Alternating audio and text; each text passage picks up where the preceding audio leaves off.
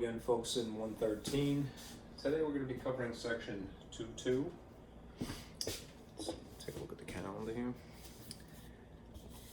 Let's see. Today is Tuesday, September 28th, so we are covering section 2.2. Right on schedule, very good. The packet that I have for you consists of these pages. This is firstly an overview that I made over the weekend. It's what you do when you're over it, isn't it? Over this, over that. I actually did include another one of my blank tables here because I was intending to give you the vocabulary that way, but I don't think it's going to be necessary. This summarizes quite a lot. Right?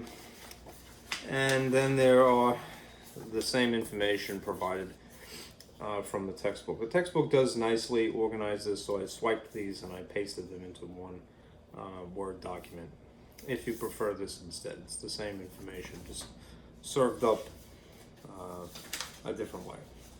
And then there are the several examples we'll go through. I left the solutions as I usually do. In case you haven't had time to watch this, you could always decipher it. Okay, so if you're following along, do print this because it will better summarize everything, I hope. All right, and let me turn on my projector here and we'll get going. It's raining.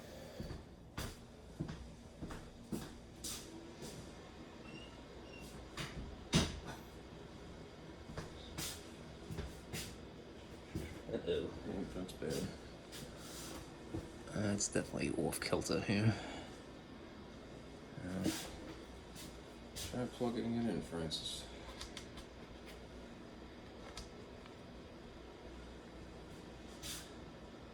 There you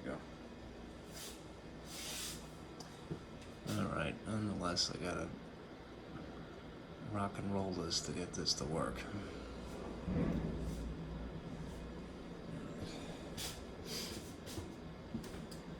I hope that's visible.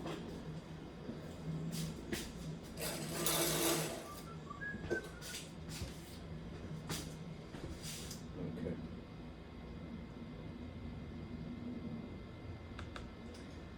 You know what?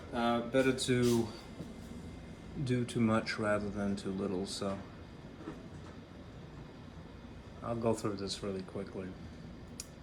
And then that will make, I hope, the overview diagram a little bit easier to read.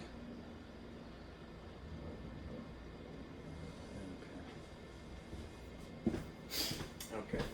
Firstly, we have some new symbols to acquaint with.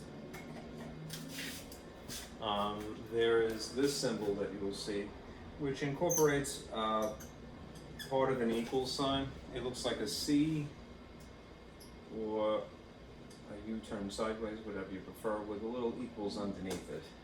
Right. And there is also just this, just C by itself. Right. Now normally you have one letter sitting here on this side of the symbol and a second letter sitting here.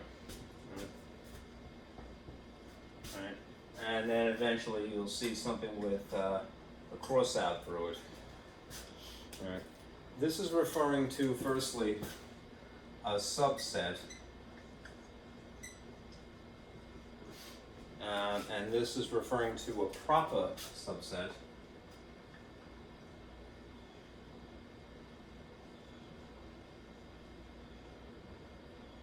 And this is a, well, simply not a subset.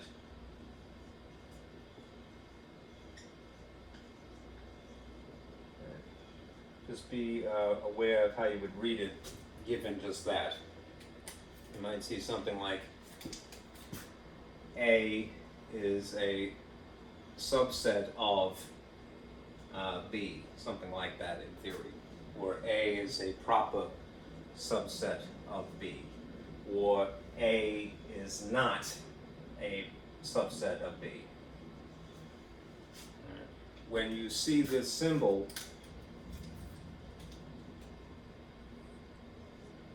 it's subset of in English, and then what follows it. Right? In this case, when you see this symbol, it's proper subset of whatever follows it.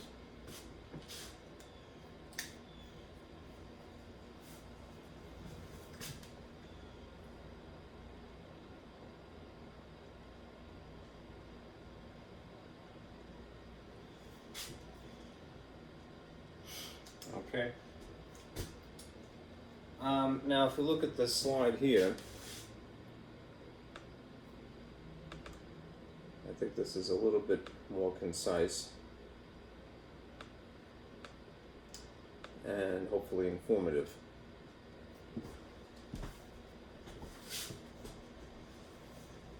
More or less the same information, but presented in hopefully a more palatable fashion.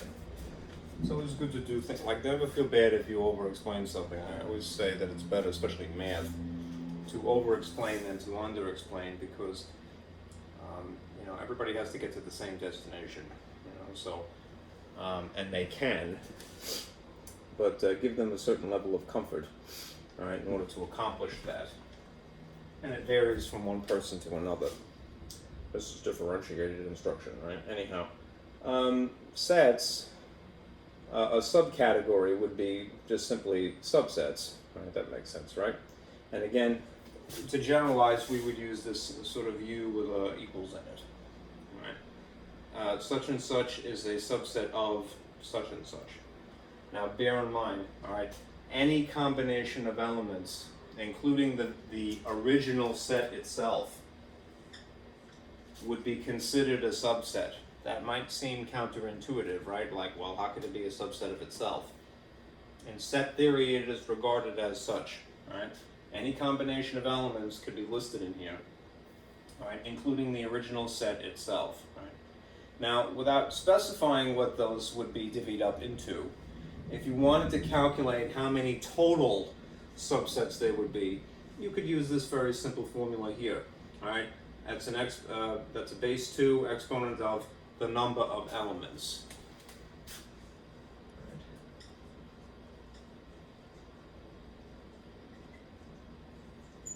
Okay. So if you had 3, it would be 2 to the 3, which would be 2 times 2 times 2, and you'd have 8 distinct, unique subsets. Okay. Now, an even more specific type of subset would be known as a proper subset. Right? A proper subset is any combination of elements distinct from the original set. In other words, this is the one instance in which we are not including the possibility of an exact replica of the original. Right? No replicas, if you will, of the original set. So they're distinct from that. Right? That is why the formula would be -1. Right? So if you had 3 elements, it would be 2 to the 3rd, you'd have 8. Then you would subtract 1 and you'd have 7 things that look different from the original set. Right? And they are aptly named proper for that reason. Right? You just simply use this symbol, which excludes any equals. There's no equals in it, right? It is a proper subset. Right? In theory, if you were to see the subset symbol implied and a cross out, it means that something is not a subset of something else. All right? To emphasize, every set is considered a subset of itself, even if that sounds a little counterintuitive, right? As is the empty set considered a subset of the original. The one that does not include anything, all right? A void in here, all right? Don't put the null symbol inside. It would be suggesting that's an element. Okay? So, let's take a look here at some examples.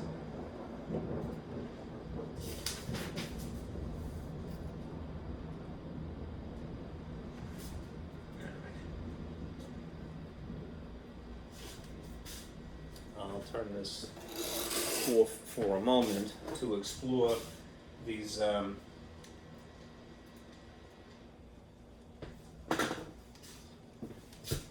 formulae, right, to give you a feeling for them. Right, hopefully I'm not casting too much a shadow on my own work here. It's unfortunate I have to stand in the direction that I am. Let's see if this helps. Maybe a wee bit. Okay. That's better, I think, right? Okay. Now suppose that you were given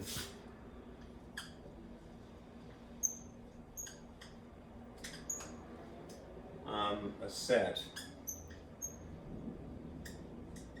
anti-braces, and you'd like to identify the subsets.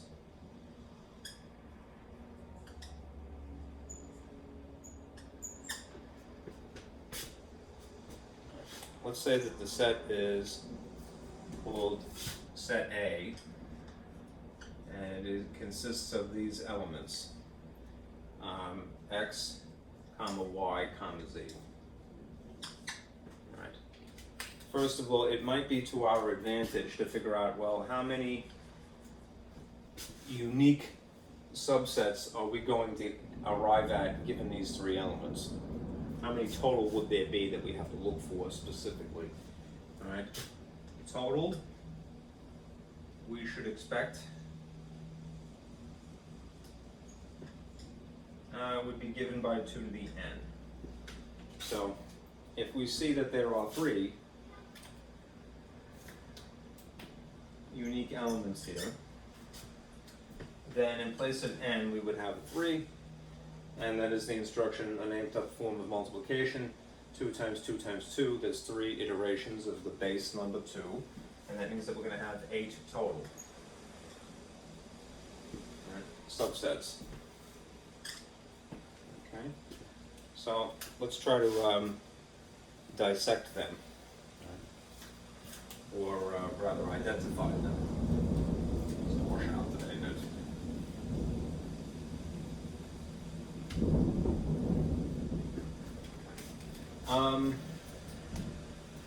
Remember, the original set itself constitutes the first one, right? The example of when you have 3 elements would be this first one, x, y, z again, and then the examples of when you have 2 elements each.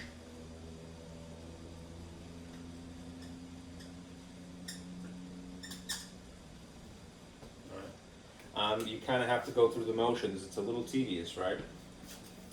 More or less, treat it like you're distributing to the other 2. So I know they're not in parentheses per se, and it's not really multiplication, but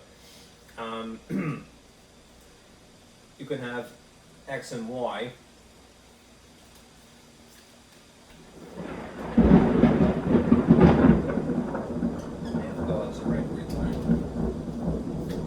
And you can have x and z. All right? That's 2 elements each. Right? Don't worry about reversing the order. We're not going to consider that. We just want combinations, not permutations. There would, in theory, be the situation that does not cover the other possible combination, which would be this one, y and z. Right? You might wonder, well, why not y and x? Because it's already covered. All right, we're just doing combos here.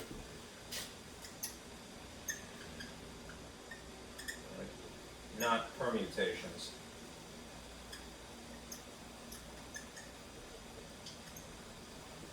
Combos are, as long as you have 2 unique things, the order doesn't matter. Right? Essentially. Okay. So is it possible to have another example of a mix of 2? No, because we have x and y covered, x and z covered, and the only other thing is y and z. So of the 2 elements each, we have 3.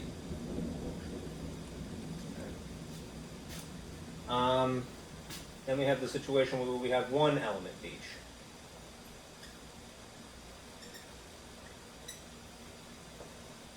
I'll put this over here to keep it out of trouble.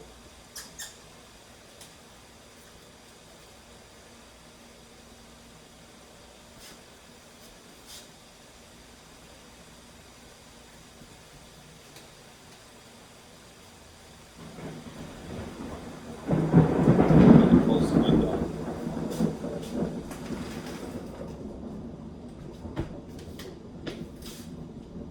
Just in time for spooky Halloween season, right? Okay. So, what would 1 element each listed look like? Well, it'd just be x by itself, y by itself, and z by itself. Right. And of those, we have how many? Another 3. And you might think to yourself naturally, like, oh, well, I'm done, right? And don't forget that there is the possibility, this 4th possibility, where you have no elements, an empty set. Right? That is considered, in set theory, a viable subset of the original. So that would just simply be fancy braces and no content written on the inside. And how many would there be in that case? Just 1, right? So let's see if this formula is reliable, all right? You have the situation where you have the original, basically, when it has 3 elements, all right? We don't care about switching orders. Again, we're not doing permutations, all right? Just combos, all right? There's one of those, 3 distinct 2-element sets, right? 3 1-element sets, and 1 no-element set. So 1 plus 3 is 4, 4 plus 3 is 7, 7 plus 1 is indeed the 8 total that we would expect. Okay? Again, I would rely on this a lot because if you're struggling to figure out what the possible combinations ought to look like, at least have it in mind how many there should be total. Okay? Another thing is too, what if we were concerned with the proper subsets? The proper subsets would be this minus 1, which means it would be 7 total, right? And that would be basically all of this stuff, all right? Excluding the original. Okay? All right, now let's do the formal examples that you see in the packet. I'll turn this back on and turn off the light.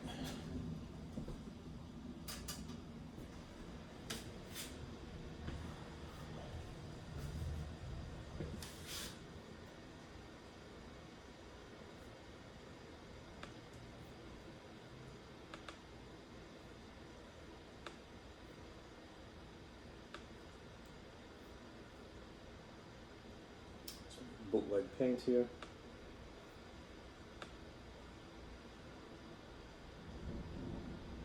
All right.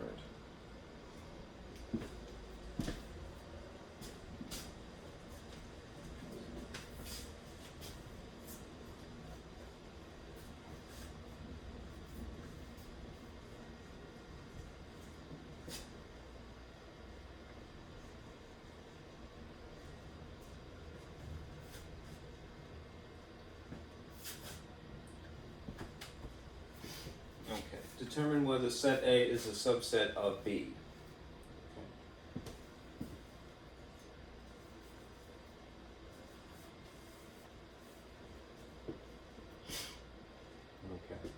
Okay. If you were going to make this less verbal, an instruction, all right? The question here is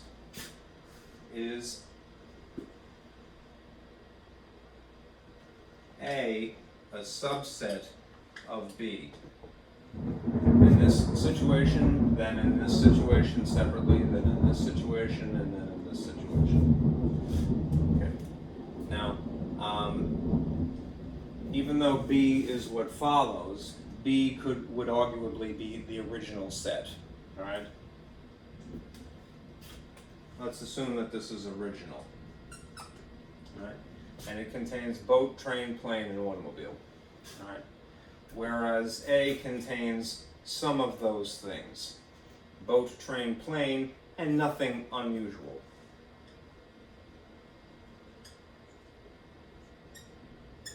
Unexpected. So although it is more concisely written, it only has 3 elements versus 4, is it fair to say that this is a subset of B? You would say yes, in this case. It's not like they threw in some other element here.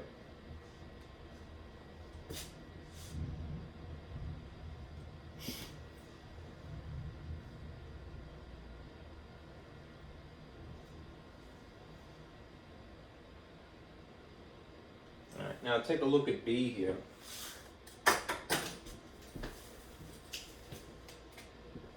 Just to distinguish one from the other, I'm going to highlight here. Look in the confined red area. If this is the arrangement, and we're asking essentially, is A a subset of B?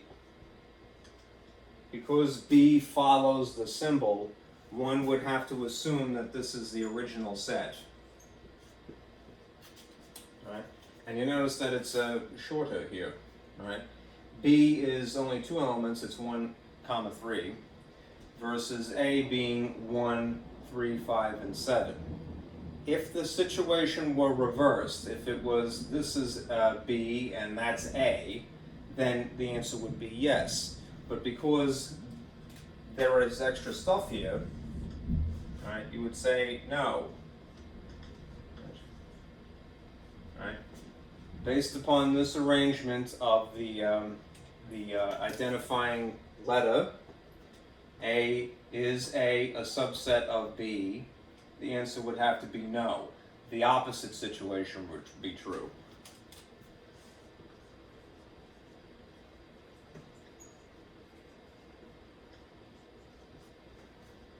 Okay. In theory, B would be a subset of A. Okay.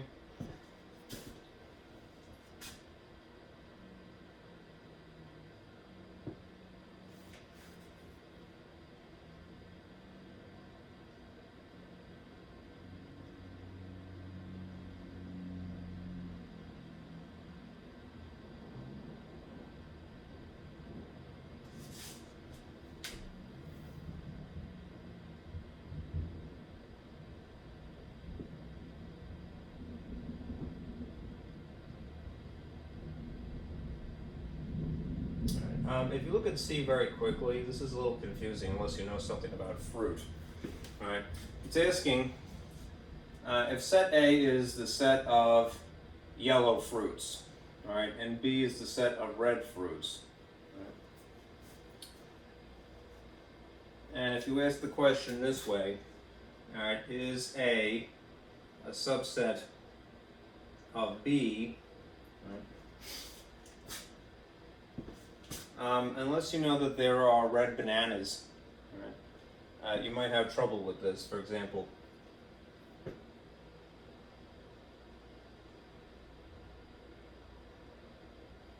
red bananas, is that correct?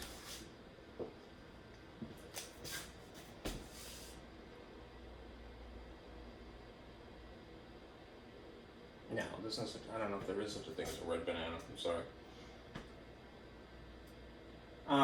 Let's just assume for a second that these are very distinct things, all right?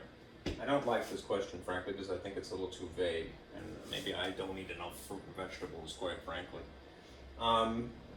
The example that is being cited by your book is that a banana, for example, would be a yellow fruit, all right? B, again, is the thing that follows the symbol, all right? So this would have to be the original. let's just say that there's a banana, like there are no red bananas, right, as far as I know. So if we're talking about the collective of all red fruits, right, and A would in theory have to be a subset of that, find one fruit that isn't, you know, red, right? A banana would be an example of that, a yellow fruit, right? So if A doesn't show, any content of A doesn't show up in the contents of B, right, then you can't say that A is a subset of this, right? All right, it would have an extra feature, right? If there's a yellow fruit, right, there would be extra elements, all right? And then you'd have a situation like, you know, if there's extra elements in the thing that is presumably the subset, all right, then A can't be a subset of B, right? Because B is here, all right? All right. If you look at D, all right,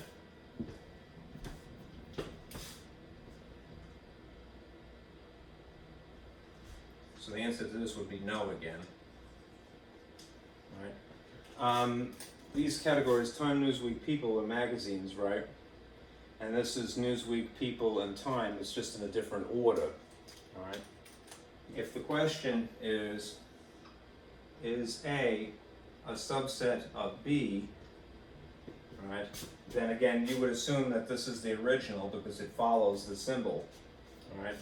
And if you look at the contents here, it includes Newsweek, People, and Time, and then in the contents of A, it's Time, Newsweek, and People again.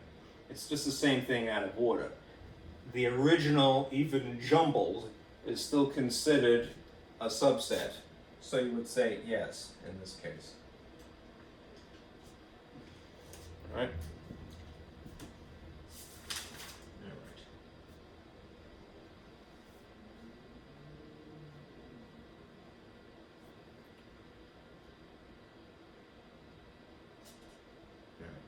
All right. Take a look at 2 on this list.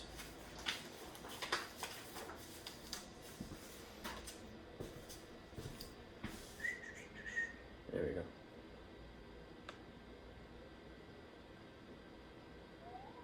We're talking about proper subsets now, so be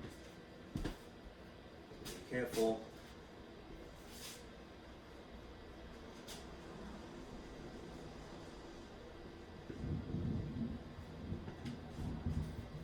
Determine whether set A is a proper subset. A proper subset of set B. Right? So slightly stricter conditions in which the original set cannot be included. Right? No originals allowed.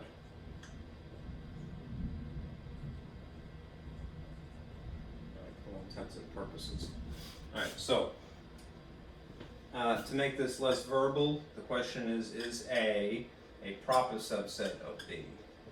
Proper. Right? If B is what follows the symbol, then this is implying that this is the original set. Right? So we're going to eyeball what is B here. Right? It includes classical, jazz, pop, rap, and hip-hop music. Right? This is so far so good because it includes 5 elements. And now if we look at A includes only elements from the original, nothing extra, like it doesn't say rock in here. Right? So it is safe to assume that yes, and that there's fewer things. This is fewer elements and nothing odd, unexpected. So you would say yes. All right. A is a proper subset of B in the case of this first part here. Okay. Now, if you look at part B here, they had some distinction. Right. If the question is again, is A a proper subset of B? This is again implying that this is the original set. So we're going to take a gander over here at this, and we see A, B, C, D are the elements here. If you look now at A, you see A, B, C, D. The exact same elements. They're not even jumbled. Well, these two things are switched. All right. Now, if we're talking about proper subsets, what is the one thing that we're not allowed to have? All right. Well, what is the most important thing that we're not allowed to have? No original. And this is just an original rearranged. So is it correct to say that A is a proper subset of B? The answer would be no, right? Because it's identical. Doesn't meet the stricter requirement of a proper subset.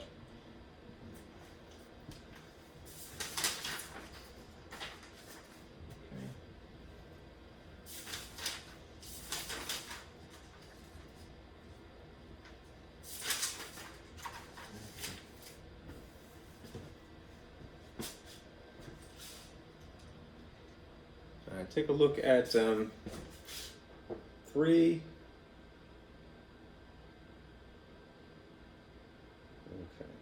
There's parts A through F here.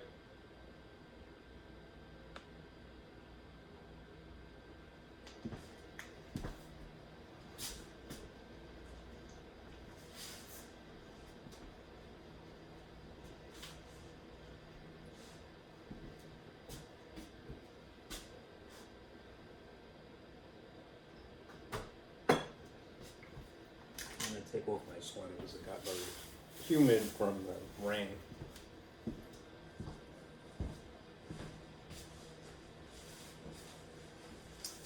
Okay, determine whether the following are true or false.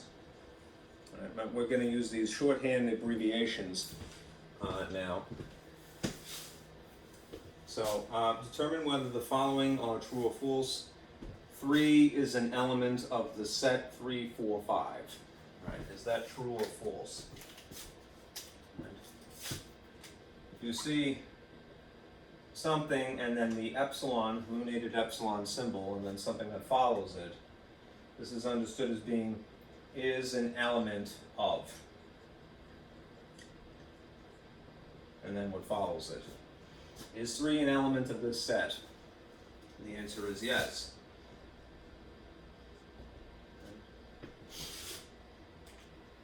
3 is indeed an element. Okay. Now what you have here is kind of a trick question.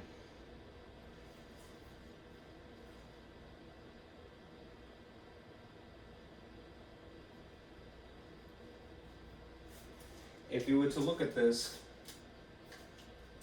because they put fancy braces around the 3, right? What they're saying is essentially, is the set 3 an element of the set 3, 4, 5? It's kind of a trick question, right? Even though you see that they have similar contents here, one could say that this was a subset, that's fine. But we're asking about an element specifically in this case. So because of the phraseology of it, the answer to this would be no. The set is not an element of the set, right? The element 3 is an element of the set. Trick question, right? Now look at what you have here. This is asking, is the set 3 an element of the set that includes the set 3, the set 4, and the set 5? In this case, you would say yes, because of the phrasing of it.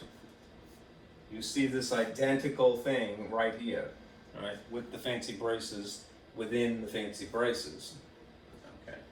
What about D? Right. To use the parlance of the question, then you would say, okay, true. Right, and you would say true again. And in this instance, you would say false. So I have to conform myself a little bit better than I have. All right. Now we have this. All right. Remember, if you have that symbol not lunated epsilon, but something like this, a subset, not specific, of, right, because it has the equals incorporated.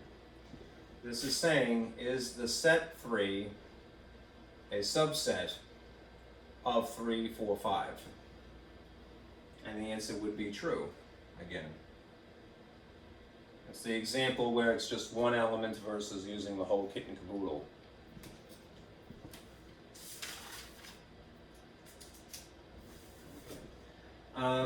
Now this one here, is 3 a subset of 3, 4, 5? Again, as a technicality, we would be talking about an element in this case. This is saying, is the element 3 a subset of 3, 4, 5? And the answer would be false because of the phrasing of it. All right.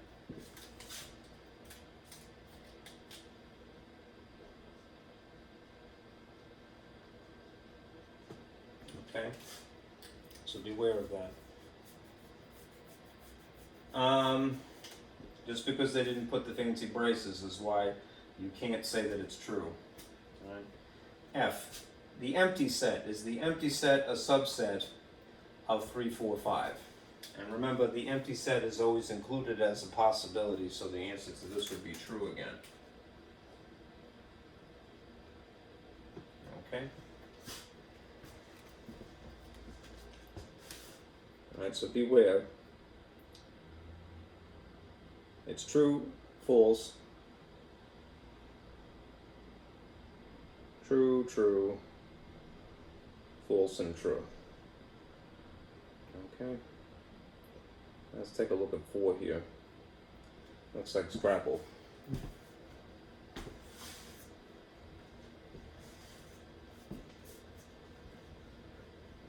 What a hazy day. Okay. Distinct subsets. All right. Determine the number of distinct subsets for the set SLED, S-L-E-D, individually. All right. In that case, since we're just asking about subsets, we just need this formula. So how many elements are there here? All right. There are 4. All right. So you would put a 4 here. All right.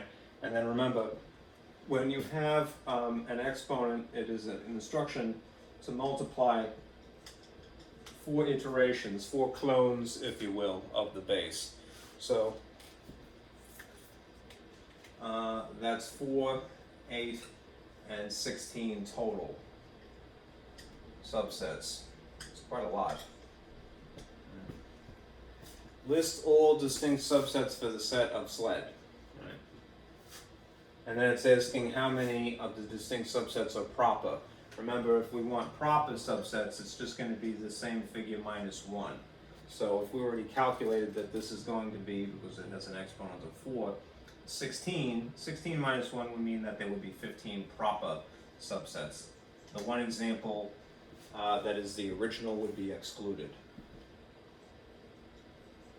Okay, now let's go through the chore of basically listing all of these.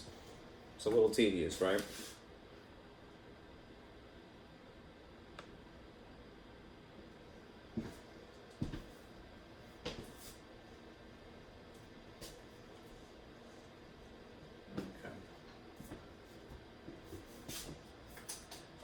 Firstly, there's the original. So it's just going to be SLED. Then there's going to be the 3s, for lack of a better phrase. So S, L, and E.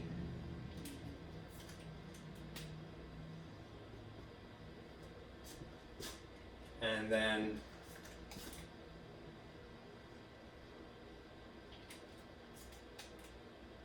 S, L, and D.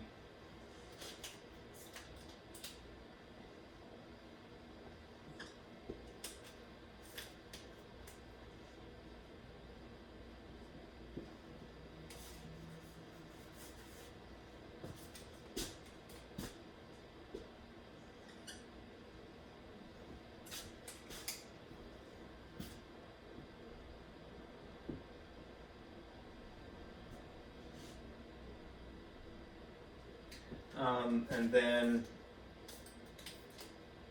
S, E, and D.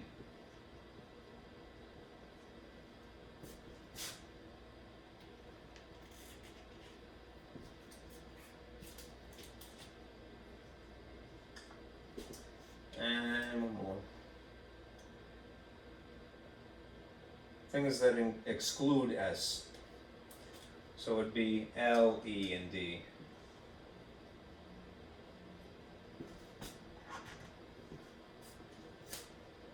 Alright, see if we have every possible combo of three.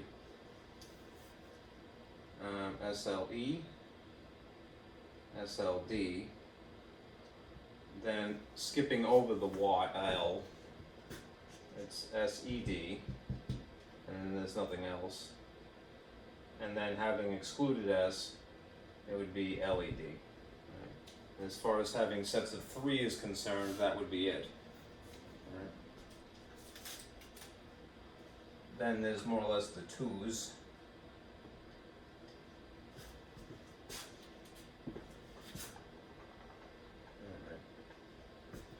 I'm going to drop these, I'm sure, so I'm going to put them down.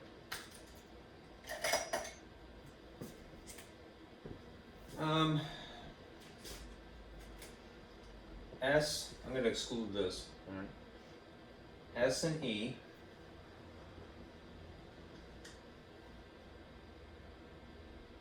Or, you know what, let me do this first. S and L is the first logical pair. Right? Then S and E. And then S and D. I think to do this little sort of range war here helps. Okay.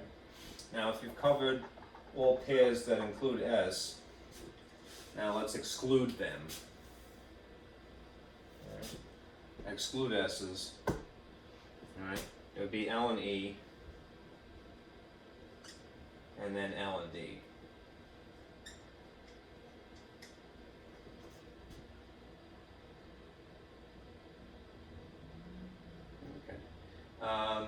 And now if we exclude both of these, what's left over?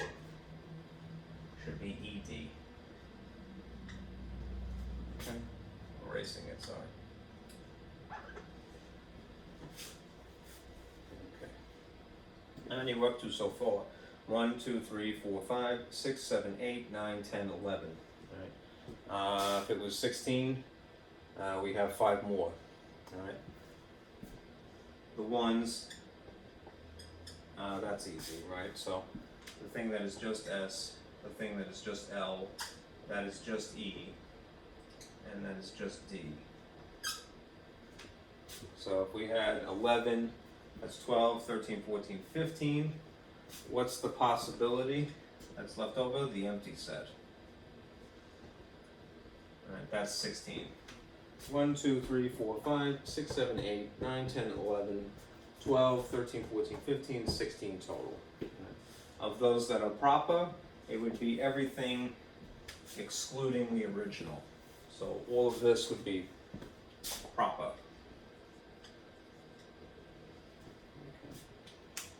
Okay. Yeah, all right.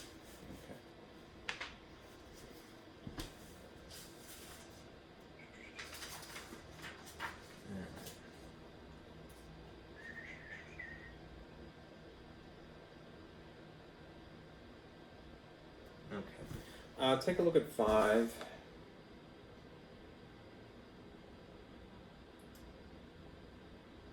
Variations of ice cream.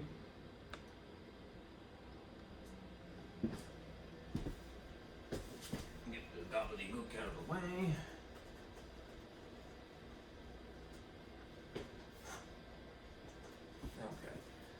Okay. Shamiqua is going to purchase ice cream.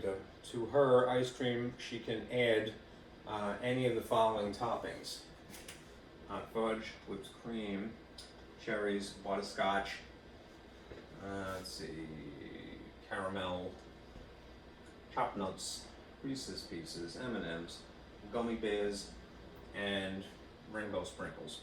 All right. So how many things is that? 1, 2, 3, 4, 5, 6, 7, 8, 9, 10 toppings. Alright, how many different variations of ice cream and toppings are possible?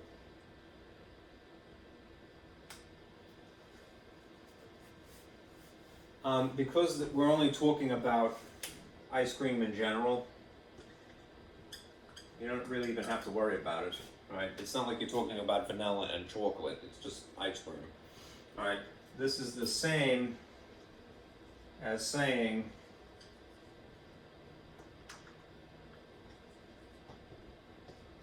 how many subsets of 10 elements total.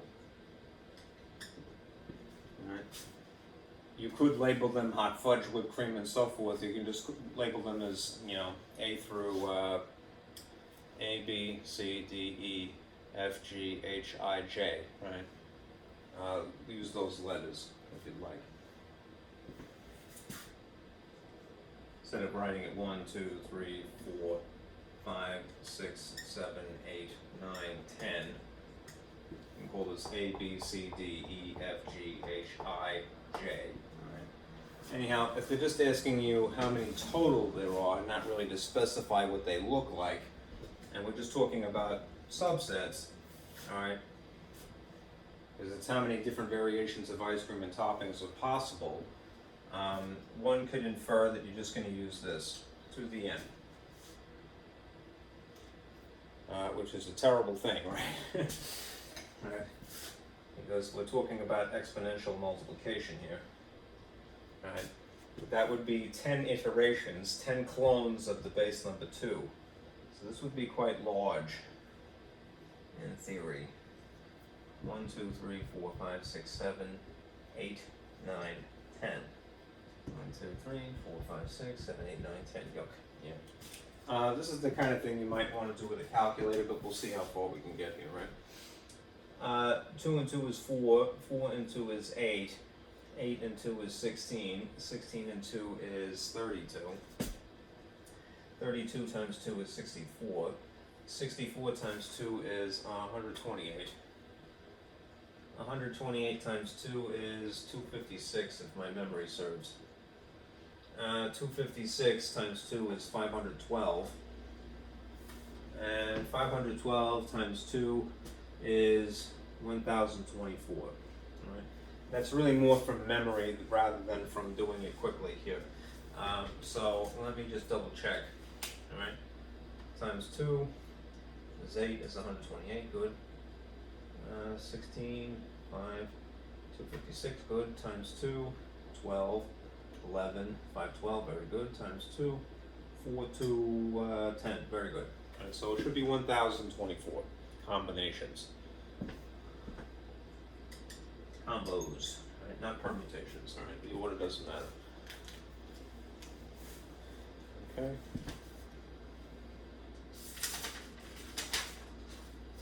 All right, I think that might be it actually. Let's see.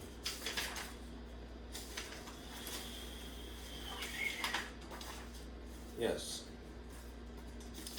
Alright, cool. Alright. Let me leave it at that. It's a lot to assimilate. I'll turn this off and just remind you what your homework is. Okay.